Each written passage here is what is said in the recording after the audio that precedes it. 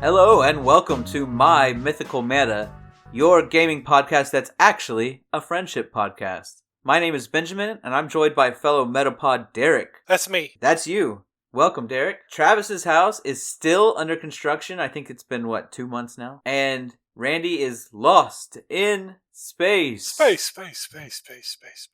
We have no idea where he is, and we don't know if he's alive or not. No, we don't. But if you're listening, Randy, we love you and we miss you. Yeah, and I hope to see you this weekend so we can beat you at some magic. Kick a dog while he's down? Absolutely. Love to. What have you been up to? Just running. I think I mentioned I have a dog now. Yeah. How's that going? He's been a terror. I haven't gotten more than 4 hours of sleep in any given day for the last month now. Yep. But I do love the little guy, and my hands, my legs, my feet are covered in cuts and scratches. Aw, he cute. Yeah, he got me so bad in the back of my leg. I had to put 3 Band-Aids, and it was still bleeding through. Wow. You can trim the nails. Is it too? He caught me with his tooth by accident. I was chasing him around, and then he would chase me around. And I used to be able to outrun him, just kind of running around the living room, run furniture and stuff.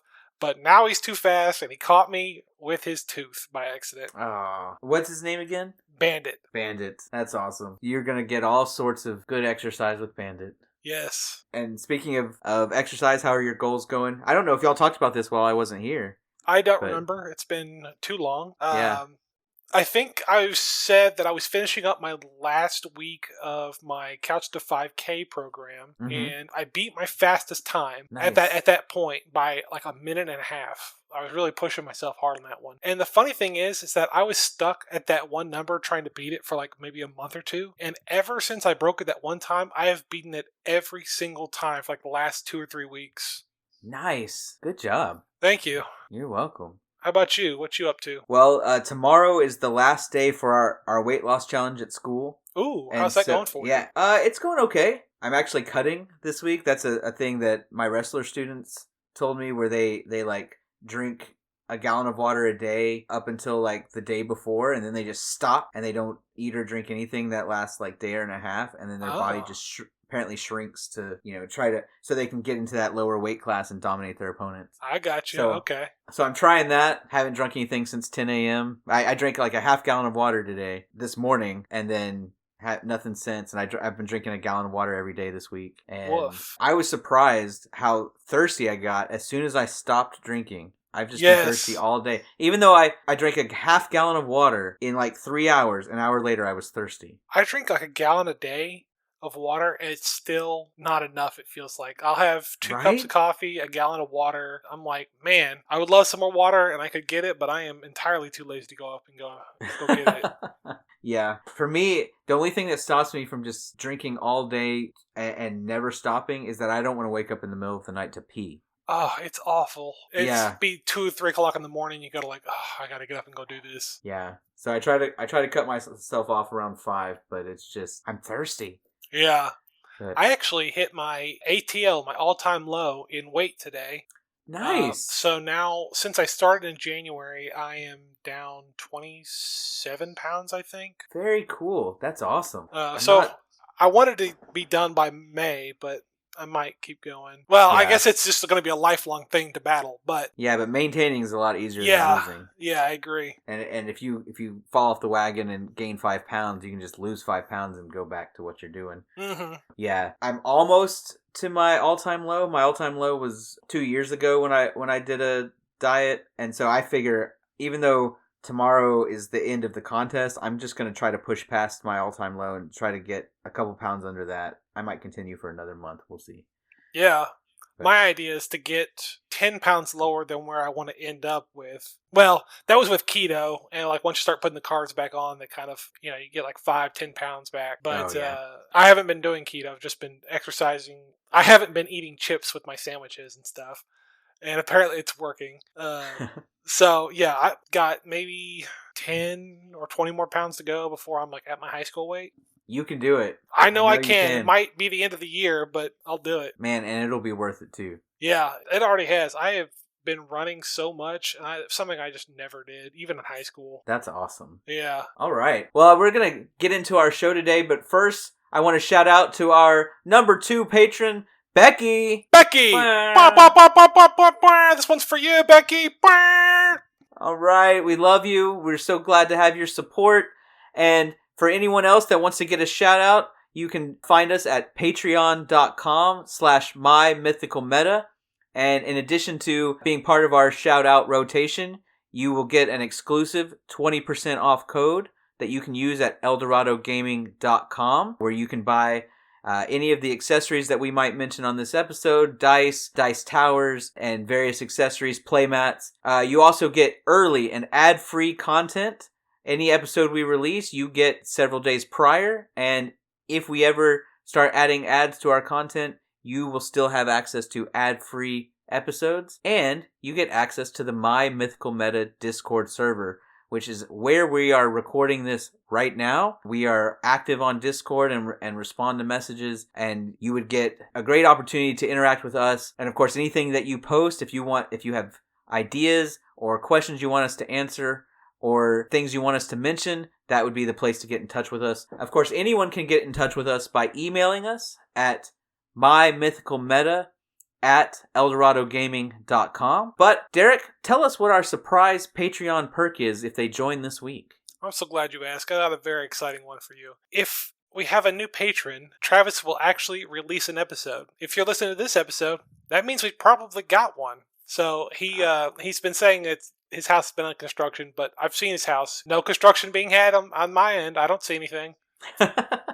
So I think it's just a general strike that he's in his little house, a little castle, pouting until he gets a patron. So let's surprise him with one patron so we can have episodes flood YouTube once again. The funny thing is, no one will hear this until we get a patron and the strike's already ended. This is true. I didn't think this through. But yeah, okay. Join. He has a lot of work to do because despite the fact that his house has been under construction, we have recorded 2 or 3 episodes and a deck tech. So he needs you to encourage him. Say, I do believe in Travis. I do. And join our Patreon to start these episodes rolling again. All right. The theme of today's episode is how to build winning decks for your meta. And this is interesting. This isn't what we originally set out to talk about. We actually were thinking about some other topics that will probably be discussed on future episodes. But when Derek and I sat down on Discord and started thinking about what we were going to talk about, we said, you know what? We're the 2 winners in our meta. Travis and Randy aren't here. Why don't we tell the people how they can become winners, right? I just want to share the wealth. Absolutely. You know, if you've been listening for a while, you know that I started off as the top dog. I was the boogeyman. It was often 3-on-1, but I will give Derek his due. He has ascended. I would say that he is the one on the throne. He's obviously leading the Ascension Classic in points and is likely going to take this one down. And he has become, I think, the best deck builder in our meta. So I think between the 2 of us, we have some good guidance that you can use to become the best min-maxer, the munchkin, the boogeyman, the arch enemy in your meta. Maybe it's the imposter syndrome talking, but I don't feel like I'm the best deck builder. I just feel like I don't know.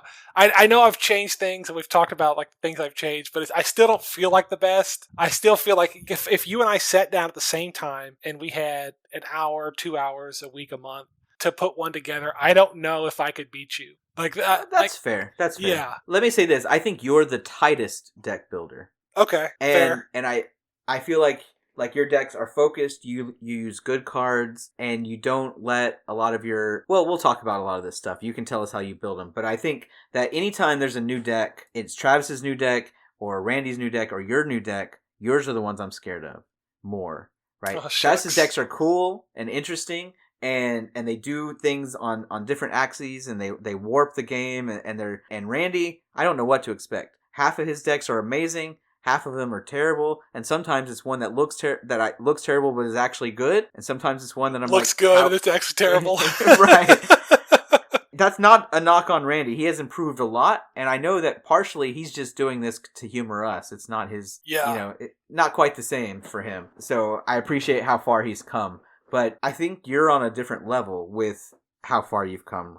And so I think that today's episode is a great opportunity for you to kind of explain how you've evolved and what people can do. Before we do that, though, I do want to let people know this is not a guide to CEDH. The competitive EDH is a different animal. Our meta is not CEDH, and we typically don't play in places where CEDH is the norm. We don't build decks or want to build decks that can win on turn 1 or turn 2. And as we'll mention later, there are some ways I think that you could turn some of our decks pretty quickly into CEDH decks with something that we'll talk about later. But mainly, what I think makes our decks powerful and approaching 8s, I think a lot of our decks is that we build highly interactive decks with powerful game plans that could win any fair game of Magic and could stop people who are playing combo or doing something that's unfair. I think we have all the tools at our disposal to prevent someone else from running away with the game and doing something powerful on our own. So why don't you start by giving us your general guide to deck building? Sure. So for me, I'm not necessarily trying to get a deck for every color combination, because some color combinations I don't care about. But when I'm thinking of a theme that I would like to do, I usually try to find that theme in colors I haven't tried before, because I guess for me, the variety is what I'm looking for. I don't want to keep playing the same thing over and over again. I'm very much like Travis in that way, where Travis will make 1,000,000 decks in the time it takes me to make one deck. So what I do is I find a theme or commander that really interests me, and it's in the color combinations I would like to use. Okay, let me think off the top of my head. I am building a Megatron deck. Megatron Tyrant. He's a Transformer, obviously, who cares about artifact things. He's in red, white, black, Mardu colors. So I am looking for Mardu artifacts, basically. And what I'll do is I'll find the deck list of commander pre-constructed decks that Wizards of the Coast have sold as a full set. I'm trying to think of off the top of my head. There was like a Doretti mono red precon. Yeah. There's been some red white ones. I think the Strixhaven red white one was an artifact deck also. So I'll take those pre-constructed decks. I'll pick the red white one because it has more colors over the red one. Yeah. I'll put those in Architect deck list, and I'll start giving everything categories. Like, this card's card draw. This is for target removal. This will protect me from board wipes or what have you. Things like that. And I'll go through my whole collection, and I'll pick every card in red, white, and black and artifacts that would go well in an artifacts deck like this, because Megatron wants a specific kind of artifact. He wants really big artifacts to fling at other people to deal tons of damage. So I will do that, tag those, and then I'll go to edhrec.com, because what that does is that scrapes websites to find the most commonly used cards, I believe is how it works. People who build Megatron decks, like, they always have this artifact, or they always have, I'm thinking, a Metalwork Colossus or something. Yeah, I think, I don't know which decks it scrapes, but a lot of the deck building websites. I know it uses Architect, which is why I use Architect, because I want to help the community kind of give back what I'm taking. So I'll use that, and then I'll also go to REDH on Reddit to find, I'll search up Megatron or whatever commander I'm using, and I'll just kind of go down the list of posts that people have put saying like, hey, this deck's not working out. What am I missing? They're like, you didn't have enough card draw, or hey, you should put in this card. It really overperforms in this type of deck. And I'll just go through comments like that, and I'll start like, that is a good idea, and I'll add that. Because there's, I don't know if there's 1,000,000 Magic cards, but there are thousands of Magic cards. Oh, yeah, 30,000 Magic cards. There's no way I could know them all. So it's very much... And, these people have played the decks. They know the decks. I need to learn from their mistakes and take their successes as my own, which I think is just an important thing to do in real life. So at this point, I have like 200, 250 cards that I need to whittle down to 100. And I'll have them all categorized. And I'll go down the list like, I've got 50 card draw sources. Well, obviously I don't need that many. Let's narrow that down to like 20, and then I'll go to the board wipes, I'll go to the target removal, things like that. And when I feel like I'm kind of stuck on something and I can't figure it out, I'll switch to Manacurve and I'll start getting rid of things on the higher end of the Manacurve that don't fit well. And then, I'll just keep changing it to try to keep my mind fresh. And if I feel like I'm just too stuck on a deck, I'll switch to a different deck I'm working on and do the same thing. And then I think I've got like 4 or 5 decks I'm working on right now that, I just kind of jump back and forth so my mind is fresh. I'm like, when I come back with fresh eyes, I'm like, oh, this is a terrible card. I can cut this immediately. Yeah, I think that's, if I can jump in here, yeah, something that I know I struggle with, and sounds like you do, and probably a lot of people listening do, where we get so attached to a card. Yes, it's and so we don't want to hard. cut it. We're like, this would be so cool when we...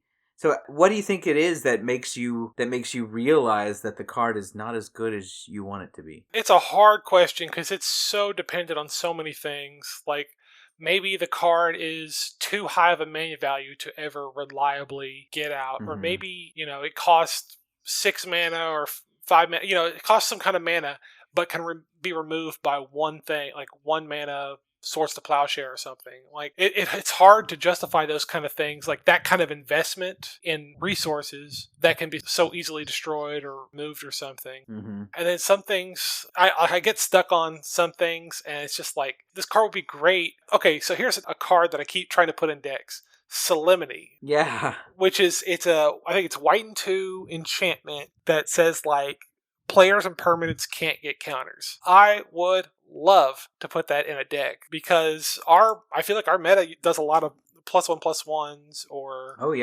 some kind of counter, and I would love to get someone on that, but I just can't justify putting in a deck, and I almost always end up cutting it because it just doesn't do anything other than just be a thorn in someone's side that could be removed. Right. Will be removed if it's too much of a problem. I think it's a great card to put in if you have like some sort of toolbox deck, like a Zur, the Enchanter deck, where you wait to see what somebody's playing and then you go find the right card to beat them. Or if you're playing, there's several combos with it.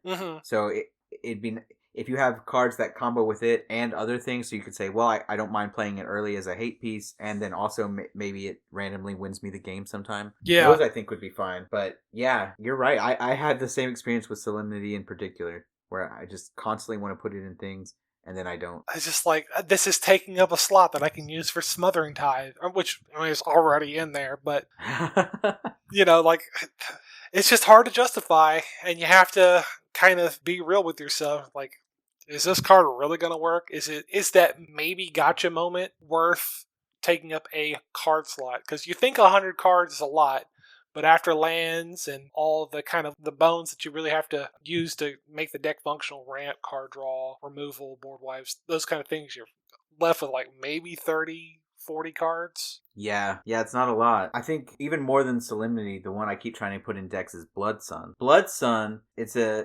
enchantment, 2 in a red, that says lands lose all abilities except mana abilities. And there's just so many lands that go with it. There's so many ways that it can hose other people, and it always ends up getting cut. Yeah. But yeah. So you get to 100 cards. Yeah. And then... So the whole time I'm doing this, so on Architect, I don't know if you use it, but I think it's on Mox, yes. Or Mox Opal, or whatever the other famous one or popular one is. Mox Field, yeah. They have a play tester, and when I get stuck on a deck, maybe, or I was like, I can't figure out what card I need to do, I'll just play test it, and I'll just see how it plays. And it says, I drew this card here, and it sucked. It actually didn't help me when I was goldfishing this deck, and so that helps a lot. And I'll just play test the hell out of this deck until I feel like, hey, this deck feels really resilient, feels like it's ready for anything. Or it can help me see the kind of flaws, like, ooh, this deck is really slow. I need to add more card draw and or ramp. Things like that. That's actually a good one that I hadn't put on my guide. Playtesting is actually really important. And I do think it's one of the things that makes your deck building so good is not only do you playtest before playing us, but then after you play us, you then go back and say, this card didn't do what it was supposed to do. Out. Yeah. Put something else in there. You didn't earn your spot, boy. Right. And I think that's something that a lot of people probably could benefit from, is when they draw the card, imagining what other cards could have been there in its place, and would they rather have those other cards? Mm-hmm. It's something I'd like to do more. It's just like stick a piece of paper in the sleeve that says this card could have been, and like list 3 things I was thinking about. Yes, that's a great idea. I would love that. It's just over the last year or two, and I know you can relate to this. I've been too busy to tweak my decks as much as I want to. Oh, I know. But I just don't have the time. yeah. But that's one of the things I always think about is when I draw a card, would I have rather this was a land? Right. That's a very common one. I will say, like, if you can get your deck down to 100, it becomes much easier to decide what's better, in my opinion. Like, let's say you're looking at card draw spells. You say you have, 12 card draw spells or something, and you got one on the sideboard that you're like, man, I would love to put this one in, but I can't. I have to have 100 cards. I can't have 101. So one of these needs to come out to replace it. Mm-hmm. And you can take that card. Is this card better than this card? Is it better than that card? And just keep doing that, kind of like a bracket or something, until you find the worst card in the deck. Like, I would rather have this than that. Yeah, that makes sense. I struggle with that mainly because for me, I say, well, it's hard for me to compare a card draw spell with a big creature. It's like, depends where I am in the game, depends how much mana I have. Right. I really struggle with that. And if I've already got 12 card draw spells, like, well, I'm gonna draw 1 or 2 of them throughout the game. I have trouble sometimes trying to decide exactly how many things I want in a category, and then when I'm supposed to shift a card from one category to another. Yeah. I do have a way that I do it, but it's hard. My guide is actually very similar to yours. I do start with the theme first. Often it's just a random card. I see a card that just the Melvin in me just really loves. The part of me that just loves the way the mechanic interacts with something else, and I'm like, I have to try that. Yeah. And so when I decide that I'm going to try something, I say, okay. Then I go to Scryfall, scryfall.com, and I use the advanced search to find every single card that has ever existed that fits in with that theme or that game plan, and I add it to the deck on Architect. And then I go to EDH Rec, and I don't like to start with EDH Rec. I only use EDH Rec and I look at maybe the very top things. The top synergy cards to see if I miss something super obvious. I don't want to know every combo that can go in the deck. I don't want to know, what are the most common creature packages, because I'm trying to build something for myself.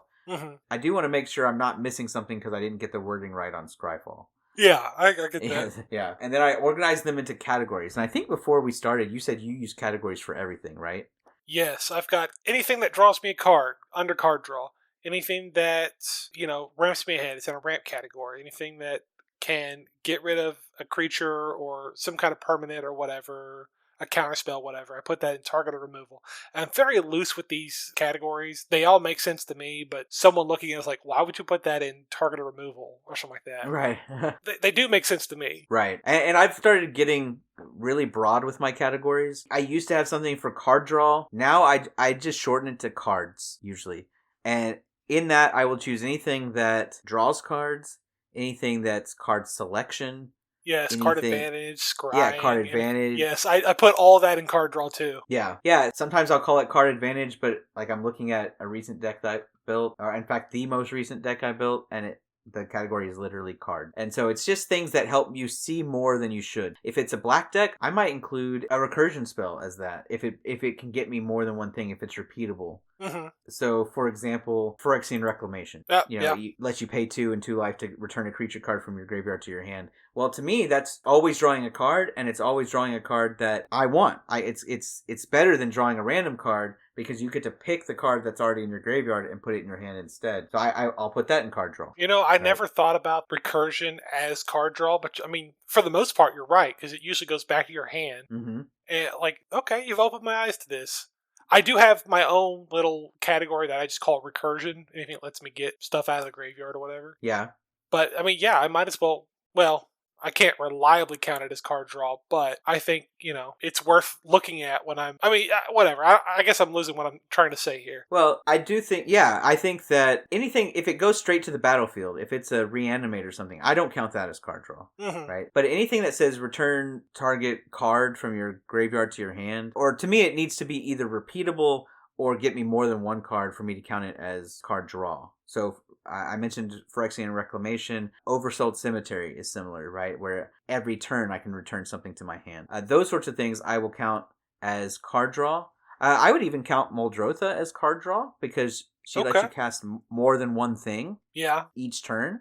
Especially so if you're doing like a mill, you fill up your graveyard and you're just like, oh, I'll take that, and that. Exactly. Because every turn you can cast anything you want from your graveyard. So it basically turns your graveyard into another hand. And so anything that does that, where you can play the cards out of your graveyard, I consider that card draw. And so what's that new one? The enchantment that for a turn lets you play out of your graveyard. Oh, Underworld Breach? Yes, thank you. Underworld Breach. Hopefully Travis can make that sound totally natural. We just thought of it off the top of our heads. Yes. No, Underworld Breach. I would consider it's temporary card draw, like a lot of Red's card draw is. But I would still call that card draw, right? Where for just a small mana investment, you get access to a bunch of cards. That's what I would put in my card category. Based on that, I have 5 general categories. I have lands, of course.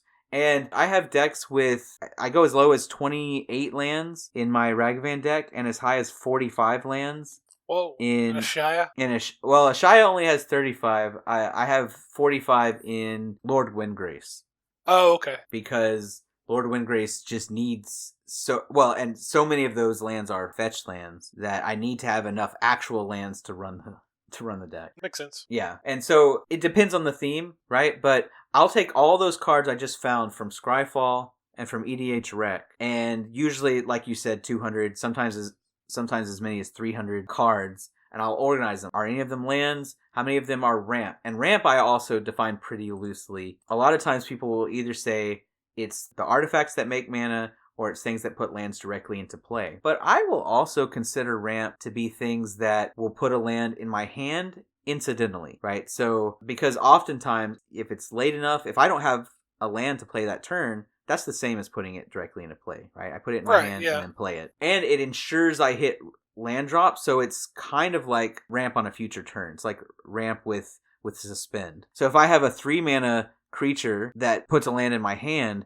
that guarantees I'm going to hit my land on turn 4. That's not really ramp in the normal sense, but depending on my curve, I will treat it like ramp. And so some purists will get onto me for that, but I'll put it in my ramp category anyway. And then we've already talked about card advantage. And then I have an interaction, and that's any kind of interaction. Used to be early on in my deck building, I always played 5 board wipes and 5 removal spells, targeted removal. I've kind of pulled back on that a little bit. I count interactions as anything that messes with what my opponent's doing, and I've kind of reduced in most decks the number of board wipes I play. But then sometimes they're not removal at all. I consider protection spells to be interaction, right? Because if you're trying to remove my thing and I get to redirect it to something else, then I have interacted with you, right? And I have stopped you from stopping me, which is what you were trying to do. I've stopped you from getting rid of my blocker. I've stopped you from getting rid of my equipment or whatever it is. And so I'll put that in interaction. And then most deck building videos will tell you if you want a deck to feel like it's on theme, you need about 30 cards representing that theme to reliably play that theme every game. So I always look for that. But what I've started to do is that I will try to build these categories using only the cards I found in my theme search. So I will try to build ramp only out of ramp that fits the theme. And then I'll try to build interaction or protection, removal, using only removal spells that fit the theme. So I think we mentioned my Ashaya deck. My removal in Ashaya is like Thorn Mammoth, Terastodon, the Tarask, Pelucranos. Perilous Vault is actually, I haven't got to pull that out on y'all yet, or Oblivion Stone, right? Those are things that destroy all non-land permanents or exile all non-land permanents. And so they won't hit any of my creatures in Ashaya, or things that I can put a lot of mana into to pinpoint what I'm going to destroy. And so to me, I would not run the Tarask in just any deck, but I put it in there because it's one of the few decks where I'm going to be able to hardcast the Tarask and get in and fight something with a Ward 10, I guess. And so I will, for example, in John Arenicus, we just did the deck tech 4. My removal is all creatures that enter the battlefield and remove something on the opponent's board, right? So then I can give those creatures away with John Arenicus. I'm not running any of the normal things that you might expect to see for pinpoint removal, like murder, for example. even though I might run that in other black decks or blue decks, in John Irenicus it's all creatures so that I can give them away with John Irenicus, right? And so based on that, my decks will often go really overboard on theme, but what this actually allows me to do is actually really stuff those other categories. So I can go light on my theme category because my removal category is half theme. My ramp category is half theme, right? If all of the ways I'm drawing cards are related to my theme, then I don't have to spend as much time on pure theme stuff. So for example, the stuff I consider card draw in Ashaya is things like Tireless Tracker, that every time I play a land, I get a clue token. I consider Courser of Krufix to be card draw because it lets me, I get lands from the top of my library, meaning that those are lands I would not have had access to, and it gets me to things that are not lands quicker. Things like Dawnglare Regent, right, would not normally necessarily make it into... So the Monarch one? Yeah, that's the one that's the Monarch, and everything you control has hexproof as long as you're the Monarch. I love Monarch, by the way. I do too. And I haven't been able to make Dawnglade Regent work, but I do like Monarch. Yeah. And so as I'm saying stuff like this, I'm just kind of saying, like, using John Irenicus as an example, because I made almost all of the deck creatures that I'm willing to give away with John Irenicus, I actually only have 17 cards that are pure theme. And when you play it or play against it, it doesn't feel that way. Everything's on theme. I agree. I've never played against it and not thought like, well, that card doesn't belong there. Right. Yeah. And so I think that's something a lot of people, they want to play all the optimal cards. That you want to play the very best ramp and you want to play the very best card draw. And I think that's what you do, and I think that's why your decks are so good. Yeah. And I really respect you for that. But my decks, I don't do that because I make sure that instead the things that I'm doing stay on theme, and therefore I think why you maybe feel like my decks are still good is that I actually have more card draw than most people, or more ramp than most people. It's just not as I good. think that's what I pick up on, is that you always are able to find an answer, and it's because you have tons of card draw, always. Yeah, lots of card draw, especially. Yeah, I forget which deck it is now. I have a deck. Oh, it's Orvar. Orvar is, of course, a commander that makes copies of all your stuff. So, blue is good at card draw. But in Orvar, I don't put any of the big card draw spells in Orvar. Instead, I either have creatures to copy or cantrips that target. Basically, everything, if it's not some big finisher that I'm copying, is card draw. Gets me to the next card. So I think the deck has, 10 or 15 cantrips, things that will draw a card when I play them, and another 10 or 15 creatures that draw a card when they come into play. And so a normal play with Orvar might be target one of those creatures with one of those cantrips, and I get to draw 2 cards. But also, when I played the creature, I drew a card. And if I want to copy something else instead of that creature, I'll draw a card. And so it's just churns through the deck so fast by kind of combining the theme with card draw, right? And so that's why I start with the theme and then put them into categories. Then I look for any categories that, I'll start to whittle those categories down, kind of like you mentioned. But I also look at the curve of each category. So my removal, I want removal generally to be cheap because I don't want to spend a whole turn removing things. I want to remove something and play my own thing. So I almost never go higher than 3 mana on removal. Basically, I'll only keep 1 mana targeted removal, and then 3 mana I'll do for things like Beast Within that can just hit absolutely everything. Yeah. What you're saying is that it's hard to leave up more than... 3 mana is hard to leave up, but Absolutely. Not spending 3 mana on your turn. Yes. You could be playing another creature to keep you safe or something like that, but hey, I've got to keep this mana up so that way I can deal with something if something's bad. Yeah. Or, save me in a pinch or something like that. And if you're saving 5 mana and nothing happens, you've wasted your turn. Absolutely. Yeah. But even my creatures that are on theme or my card draw, I'll try to think about when in the game I'm going to be using that card draw spell, because card draw feels great, and like you were saying, card draw wins games. But also, if I take a turn off to Blue Sun Zenith, right, and I put 10 mana into a Blue Sun Zenith to refill my hand and draw 7 cards, I also didn't do anything to interact with the board on that turn. Yeah. And so I will put a Blue Sun Zenith in there, but also I want to make sure I have enough really cheap things that will draw me cards that I'm not having to invest and take a turn off later. And one of the things that I tend to really focus on are the things that maybe draw me a card every turn that I can play early. I love stuff like that. So I look at that curve, right? Online, there's a big debate about whether or not Phyrexian Arena is better than just a Sign in Blood. Right? I don't think it is, if I'm being honest. And that's totally fair. You think Sign in Blood's better, you mean? I think having 2 cards, it's 2 cards, right, from Sign in Blood, right? Yes. Yeah, yes. 2 cards now, then 1 card later, and then 1 card. I might be dead next turn. I don't know what's going to happen. But if I have 2 cards in my hand now, I know what I'll have. Which means, technically, I get to 3 cards by the time I get 2 cards from Phyrexian Arena. Yeah, you get to 3 cards by the time you get to 1 card. No, that's what I meant. Yeah. Yeah. No, and you know what? You're absolutely right. And once again, this is what I think makes you such a strong deck builder. I haven't gotten there yet. I love Phyrexian Arena. And the reason for that is because it's something I can play during the developing turns, right? Yeah. Now, obviously, if I draw it on turn 10, it's dead, whereas Sign in Blood is not. And I get that. But for me, I'm looking for my cheap card draw, right? Because I'm looking at the curve. I figure if it's late game and I want lots of cards, I'll play something big, a Baleful Force, or which will draw me 4 cards every turn, right? Mm-hmm. Or, something like that. I'll play some big card draw spell late. But when I'm looking at my early turns, I want to play something that will draw me cards when I have mana open to play them. Has the potential to draw a lot. And to me, if I don't get anything because you wasted a removal spell on it, that was still kind of okay. It was a removal spell. It was a discard spell instead of a card draw spell.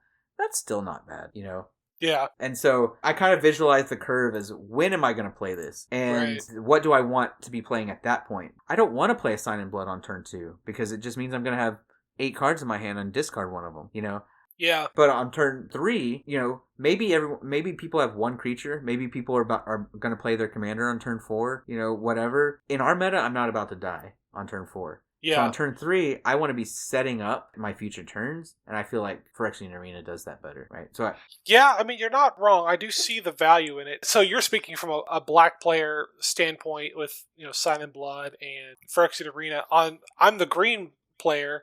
And I'm thinking of the green enchantments that are like Phyrexian Arena, except they care about if you have a creature at your upkeep that has like 3 or 4 power. Oh, right, yeah. I can't remember what it's called off the top of my head. And I used to run those in every deck, and now I don't run them in any because I just hate having to wait because I don't know if I'll have a creature by then to trigger it. Which, Phyrexian Arena is better in that way that you will always get it unless it's gone. Like Garruk's Uprising? Garruk's Uprising I like because it gives me a card that when they enter the battlefield, I get that card draw. Oh, yeah. This is the ones that you have to wait till your upkeep to draw the 1 card. Mm-hmm. So I do use Garruk's Uprising in quite a few decks because I usually have that one cares about having power 4 greater creatures into the battlefield, which is something I do a lot. So I have it in quite a few decks. But for I guess burst card draw, I'll do like Rishkar's Expertise, which lets me draw equal to my power, the greatest power. And I get to play something for free. Yeah. I want that. Maybe it's a dopamine rush or whatever, but I want those cards now because then I could start planning now because what am I going to wait 30, 40 minutes for it to come back around my turn to get 1 card and oh, okay. Well, I mean, this would be great. Let me think about that for 10 minutes while everyone looks at me and the anxiety starts building. No, I think you're totally right. Yeah, that's a good point. Okay, so everything goes in a category, and then I start whittling those down. One of my big cuts is price. If I don't already have it in my collection, I don't typically build on a budget. If something is necessary for the deck, I'll go buy it. Mm-hmm. But there's a lot of cards that the deck can run at 99.5% efficiency with the 50-cent version. And so I'll cut the $10 card, the $30 card. That, again, this does not apply to CEDH because I get it. Every card in that deck list is meant for a purpose because you're tutoring for what you need, at every stage of the game. So this doesn't apply to that. But they're usually the more expensive cards are usually the most optimal card to play for whatever it's doing, which is why they're so expensive. But they also, in our meta, if you're not playing that kind of tutor where you can always get the optimal card for the situation, you're likely not going to see any particular card in your deck. In a typical game, even if you're playing a ton of card draw, you might see 40 cards in a game, which means 60% of your deck is going unseen every game. So you don't need the optimal version of a card for your deck to run correctly, because most games you won't see that one card, and so what I do is, if my curve is tight and I'm playing enough card advantage, I've generally found that you can play suboptimal cards and your deck can still be really good. And so I make sure that every category follows the curve, and then I will then look at each category after I've whittled down based on price, and I will cut bad cards. There are some cards that are just too bad to play, right? That's, I want to win. And then there may be times where a category is missing cards because the theme just doesn't lend itself, right? Sometimes there are no good removal spells in my mono green Stompy. Okay, I'm going to go add Song of the Dryads. I'm going to go add Beast Within. I'm going to go add, some random fight spell. Or something, just to make sure that I'm reaching that critical mass of interaction. And then if the theme category itself is too light, like for whatever reason let's say there were only 20 cards with this theme. That often happens when a new set comes out and it introduces a new mechanic, like Outlaw, for example. Yes. Outlaw might be a bad example because it's kind of backward compatible. What about Disguise? Oh, yeah, Disguise. And there are cards that care about Disguise, but they weren't necessarily backwards compatible with morph creatures. Right. So it was just a confusing mess where you could, but they don't super mesh up well with morph creatures and Disguise creatures. Right. So Disguise kind of fell flat, in my opinion. Yeah. Same thing with Surveil. There were quite a few cards that cared about Surveil. But Dimir in that set was 1/10 of the set. There just can't be enough Surveil cards, Yeah. So if I'm really building on a theme, maybe there's a really fun commander that plays on this theme and there's not enough theme cards, or sometimes not enough good theme cards. There's some that I just cannot bring myself to play because they're god-awful. Then I will replace every single slot in my synergy theme that's not taken with card draw or tutors. And hopefully on theme tutors, right? So things like if I'm trying to do a Super Friends deck with lots of planeswalkers, then I'll do Call the Gatewatch, which searches for a planeswalker, right? But those, card draw can supplement your theme because it puts those theme cards into your hand, right? It digs for them. And then finally, at this point, I've built a deck, and the deck is often not great. And I will go through the categories and see, do I think I have enough interaction? Do I think I have enough ramp? At this point, I'm saying, okay, I built my ramp theme based on what I'm playing, and I realize I have no 2-mana ramp. Okay, let me stick in a Soul Ring, of course. Let me stick in a Signet, or whatever, and I'll replace the worst cards with the optimal version. A few, right? Just to make sure that the deck will function correctly and be able to keep up with Derek. Right? Keep it up with the Jones. That's right. I got to make sure that the deck can at least try to win against you because you'll do the right thing and put in the optimal cards. Yeah, so you were talking about you'll cut cards that aren't worth the price. If I can give my 2 cents, listener, proxy it. Yeah, absolutely. If your play group is cool with it, listen, you came to play the game, not to collect the cards. I mean, you can collect the cards, but you can't. What am I trying to say here? You want to play the game. Assuming you want to play the game, just play the game, play the cards, but don't proxy things that are going to blow your group out of the water. Right. I usually just proxy my lands because I own a lot of lands, but they're usually all in 1 or 2 decks or whatever. They're spread across several decks or whatever. And let's be honest, fast mana makes better decks. Not having tap lands certainly makes a difference. Yes. Cut cards not worth the price.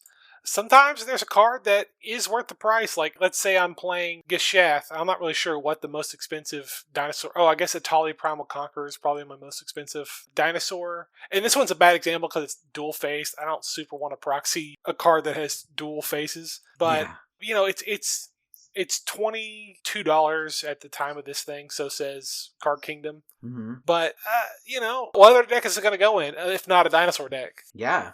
Live a little, enjoy the game, the health, and all that stuff depends on people enjoying and wanting to play this game. So, if playing better cards than just, commons and uncommons is how you have fun, by all means, get in there. Yeah, and I don't have a problem with the proxies as long as I can read them.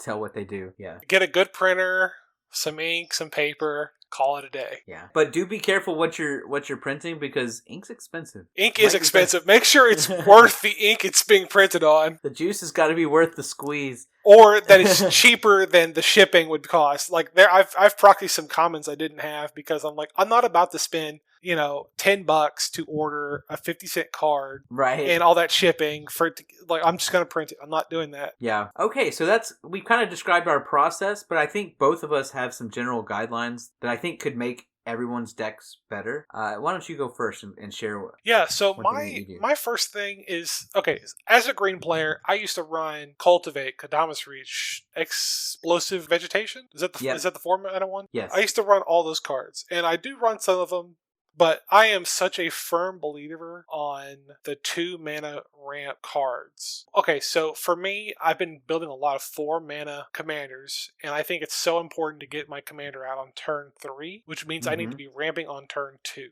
So your Soul Ring, your Arcane Signet, your other signets if you're in other colors, Jeweled Lotus if you got it. Yeah, Fellwar Stone. Yeah, Fellwar Stone. I mean, obviously Stone, Ancient Tomb and the other good one that Randy has. I don't know. Manacurve? Yeah, Manacurve. I don't own them. I don't use them, or I don't proxy them. But those would make the deck much better. But yeah, it's like getting off the ground as fast as possible is, in my opinion, a pretty good way to start the game. And usually you'll get targeted first. So you got to kind of play it by ear. If you've got a turn 1 Soul Ring, make sure you got something to spend that Soul Ring on. Otherwise, maybe you sandbag it in case someone else has, like Travis, who will absolutely turn 1 or 2 destroy your Soul Ring just to do it.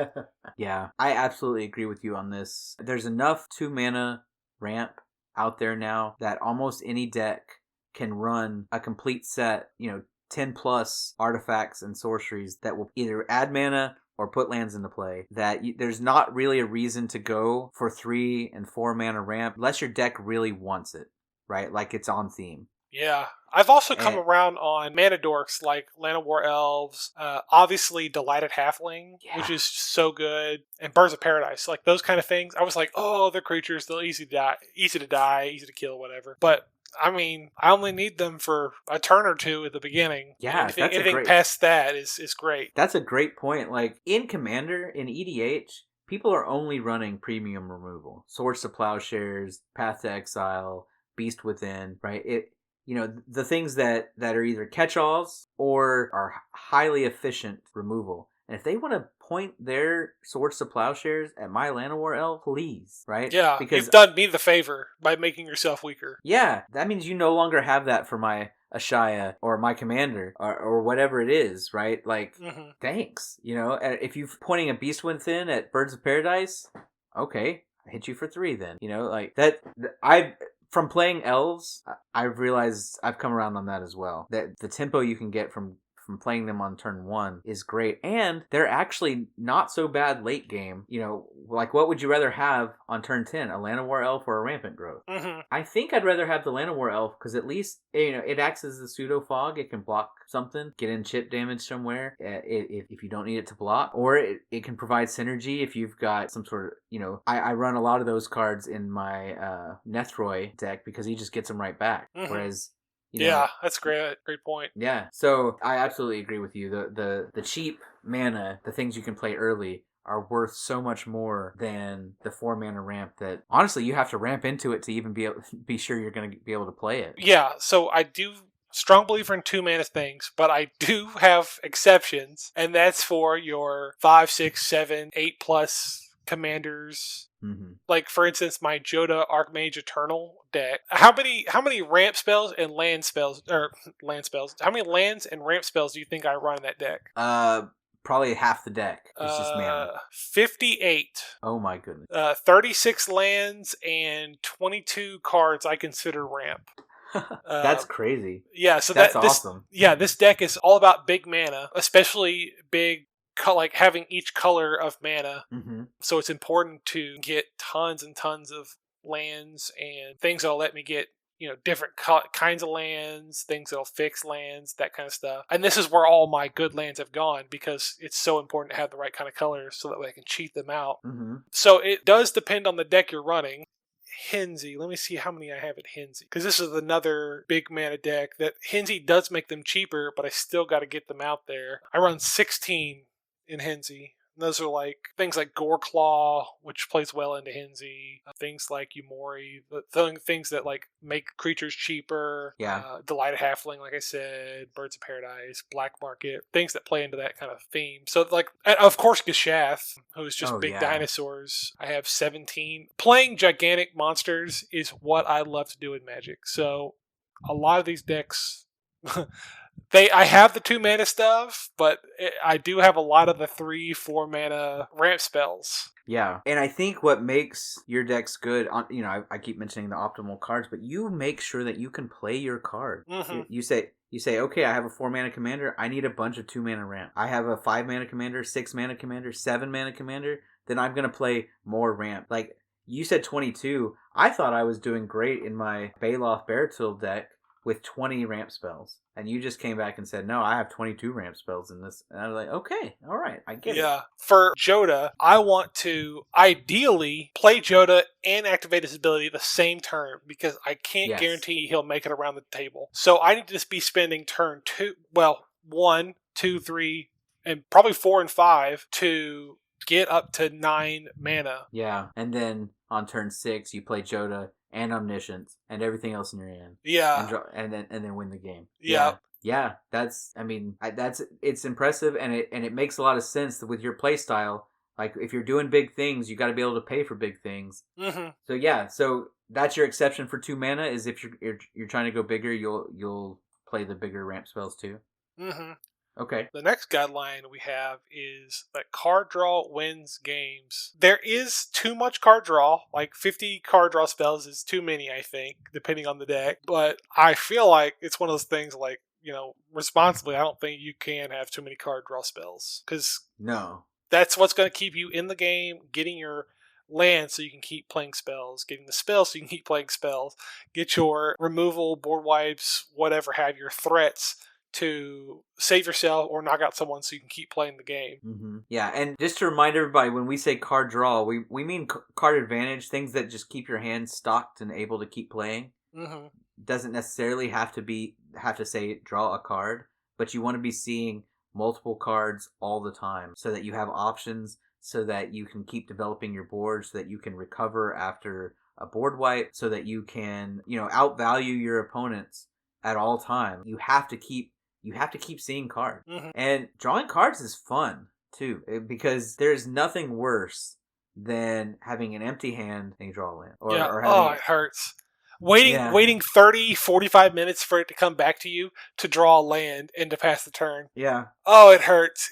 Those are the moments where I've just deflate. I am trying to hold back the salt and the frustration, and it's just, ooh. And then you do it again, it's another land. Oh, God. It's sickening. That's how Travis felt when you played that Jin-Gitaxias? Yes. And he had to discard his hand, so he's like, okay, draw a card, play it, pass. Yeah.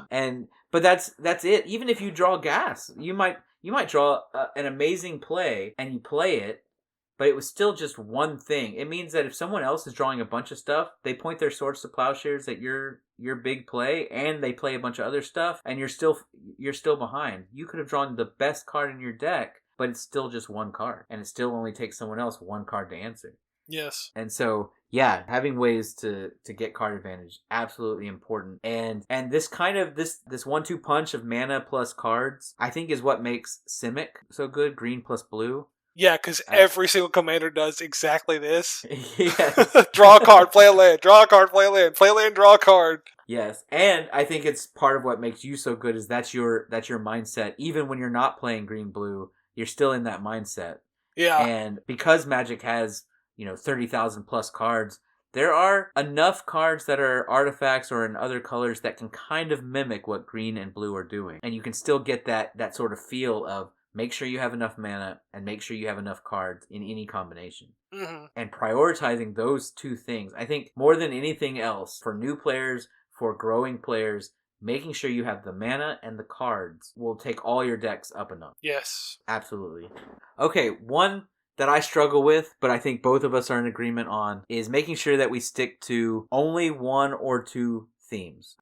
I always want to. I start to build a deck, and usually it's inspired by one card, and so I'll find all the themes. But as I do my Scryfall search, I'll see a lot of them say this other thing. A lot of them say, "Oh, if you play a card from exile, then do this." And I'll say, "Okay, let me also go find all the cards that do that." And then by the time I start whittling down cards, I realize that I either am only going to have 10 from each theme, which means when I don't draw those 10 cards in order, my deck's not going to work right, or I end up with a lot of suboptimal cards because I don't have the synergy to make all of them work. So yeah, when I was I made the Aragorn King of Gondor deck, and so Yeah. what I did is I took the Riders of Rohan precon that Wizards released, which has Eowyn as the face commander and Aragorn as the backup commander. I switched those, and that main deck was about the main theme for that deck was human matters, and so it's just nothing but human creatures, doing this and that or whatever. But I wanted to make this more of like a control monarch deck. Like I want to get the monarch, and then I want to be able to keep the monarch by redirecting my opponents to each other, protecting myself, that kind of stuff. I was like, oh, but all these creatures are humans. Like let's see if I can. It was hard to cut those human matters cards that are so good because they don't super work with this particular deck. Even though I do have almost nothing but humans in this deck. Yeah. Things that were just like taking up a spot just to, like, I had Eowyn in there and I was trying real hard to keep her in there because she makes tokens, she draws cards, she is a threat on her own. I was like, what a great creature. And it's like, I have to cut her so I can put something like Dranithan Magistrate or, Duelist Heritage or something like that. Like things that would help this deck perform the way I want it to perform. Mm-hmm. And I think that's something that maybe separates you and me a little bit. I eventually get there, but it takes me so long. My decks take so long to finish because I'm not willing to cut those themes. Oh, man, it'll take me weeks. It used to take me months to make a new deck because I'll just sit there and deliberate. Oh, I want this and that. And I've gotten kind of better, but it's still like, man, I've been working on one deck I haven't working on it consistently, but I've probably been tooling with it over the past 2 or 3 months now. Mm-hmm.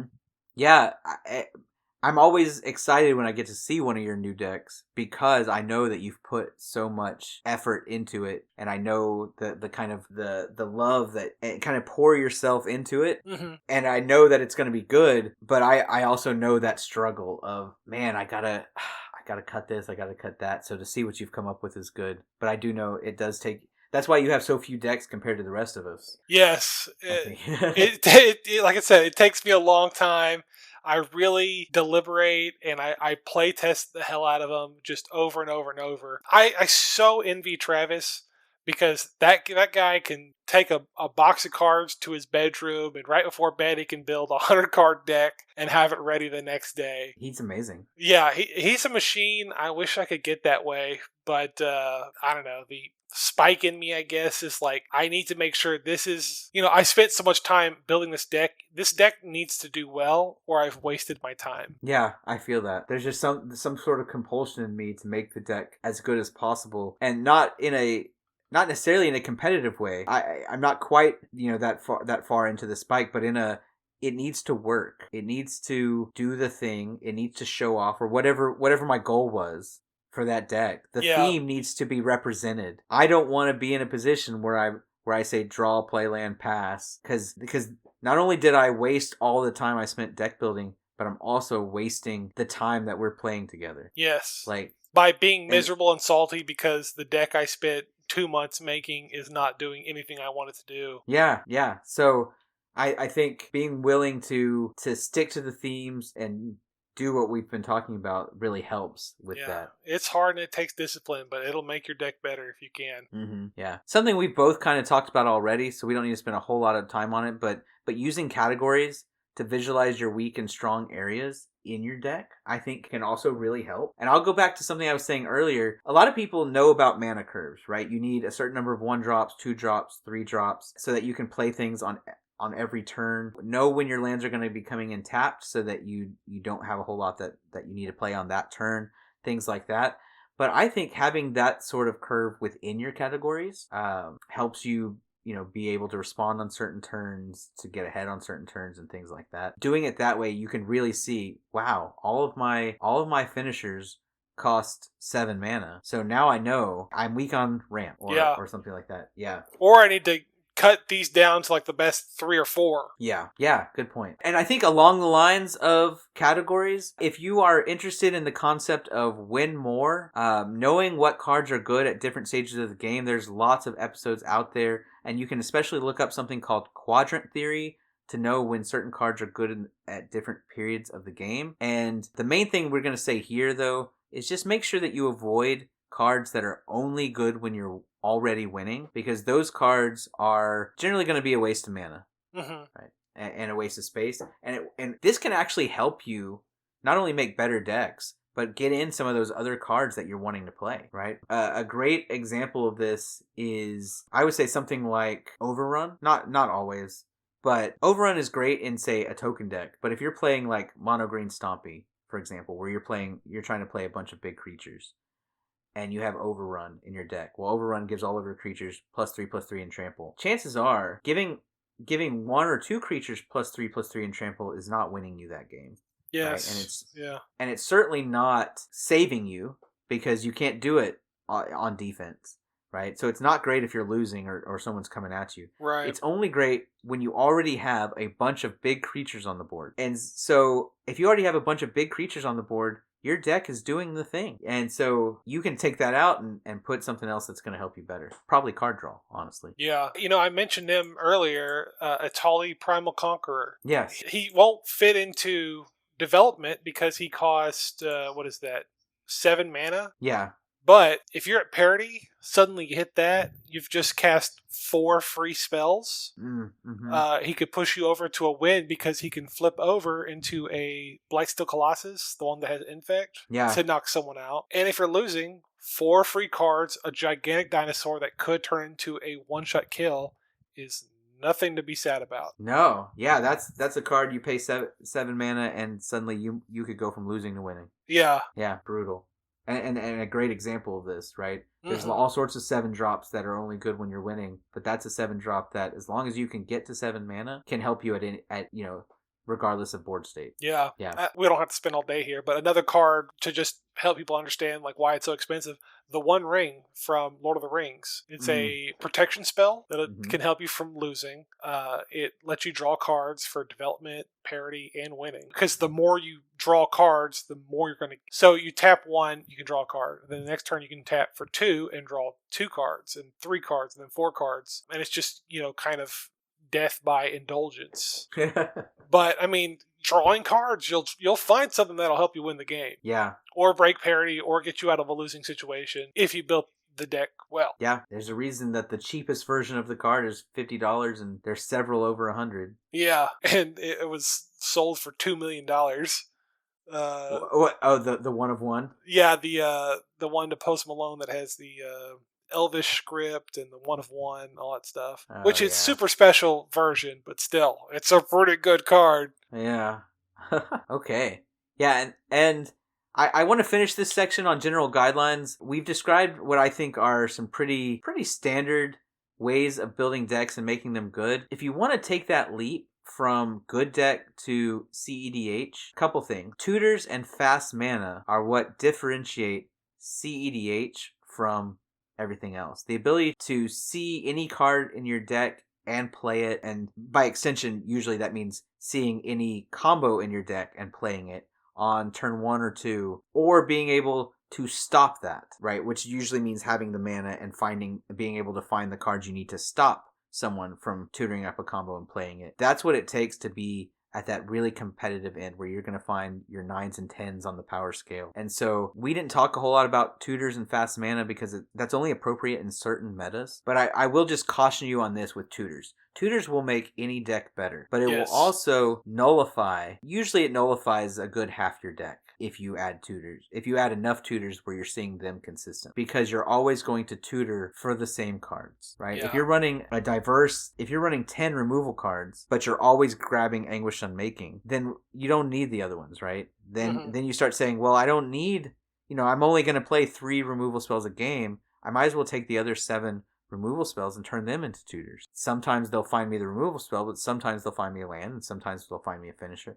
Basically, it just becomes an arms race on who can get the most tutors.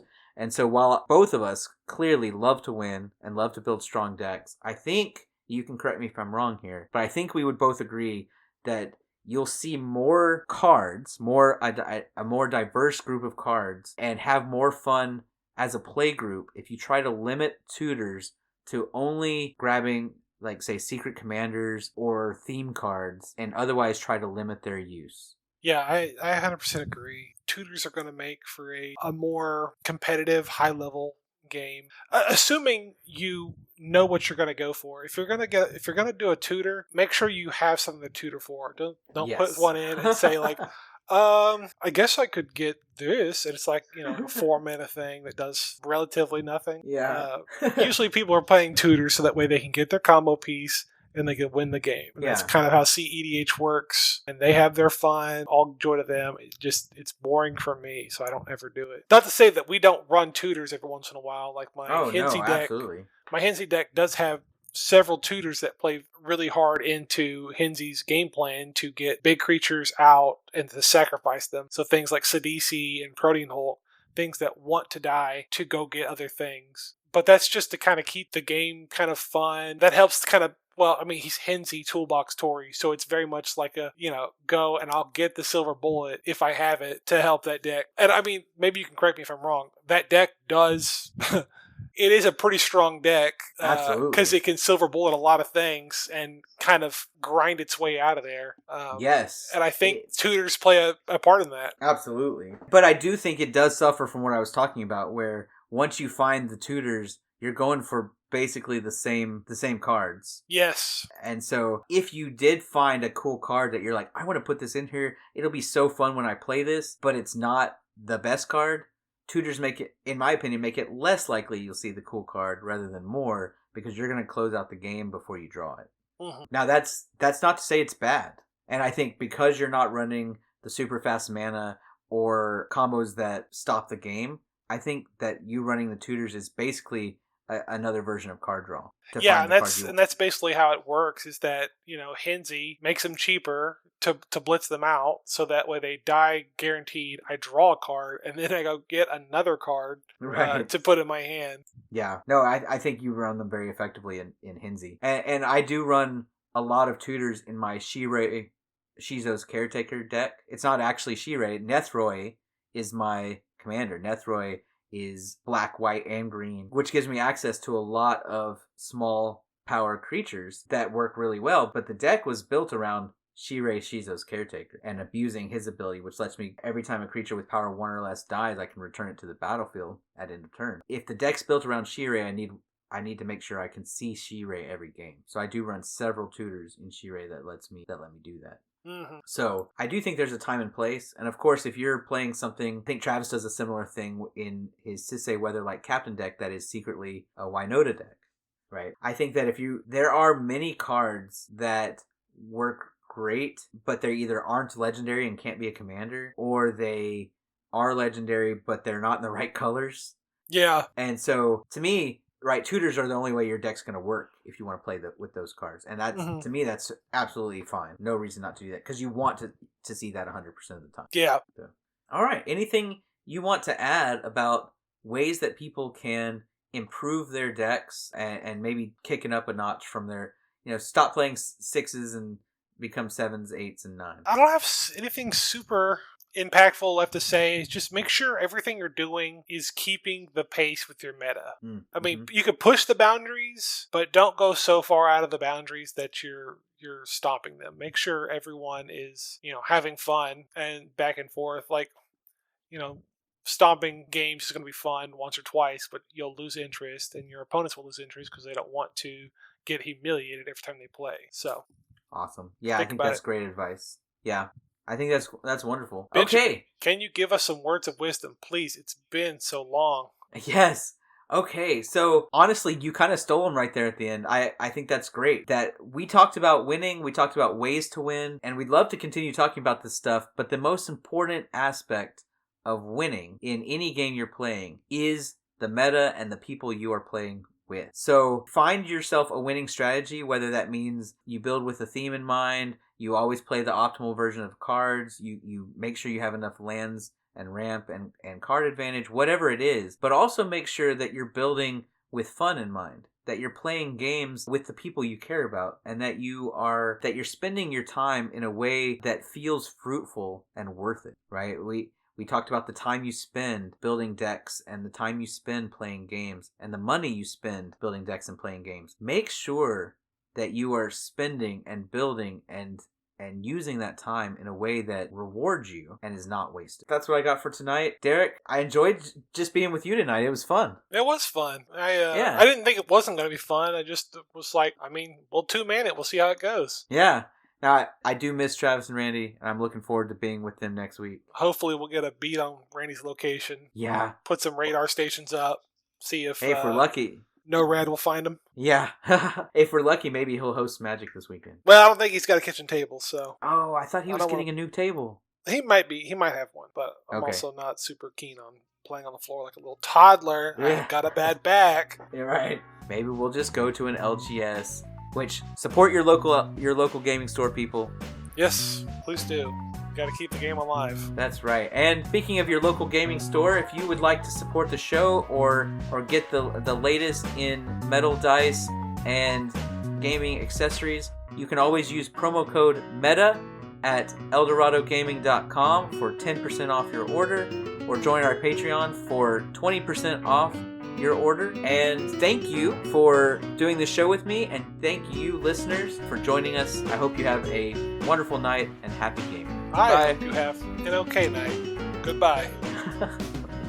This episode was sponsored by Eldorado Gaming. Use the promo code META for 10% off your order. Please like, comment, subscribe, and share.